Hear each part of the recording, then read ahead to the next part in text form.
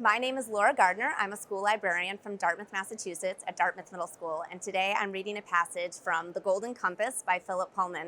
I chose this book because it's one of my very favorite fantasy series of all time, and it's also my son's favorite fantasy series. He's actually reading the trilogy that goes after it, the Book of Dust trilogy. And so the passage I'm going to read is where you start learning about Lyra's life in Jordan and what experimental theology is. So it's just a very short 2 paragraphs.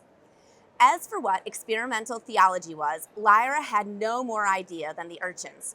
She had formed the notion it was concerned with magic, with the movement of the stars and planets, with tiny particles of matter, but that was guesswork. Really.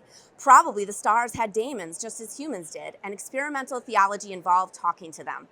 Lyra imagined the chaplain speaking loftily, listening to the star daemon's remarks, and then nodding judiciously or shaking his head in regret. But what might be passing between them, she couldn't conceive. Nor was she particularly interested. In many ways, Lyra was a barbarian. What she liked best was clambering over the college roofs with Roger, the kitchen boy who was her particular friend, to spit plumstones on the heads of passing scholars, or to hoot like owls outside a window where a tutorial was going on, or racing through the narrow streets, or stealing apples from the market, or waging war.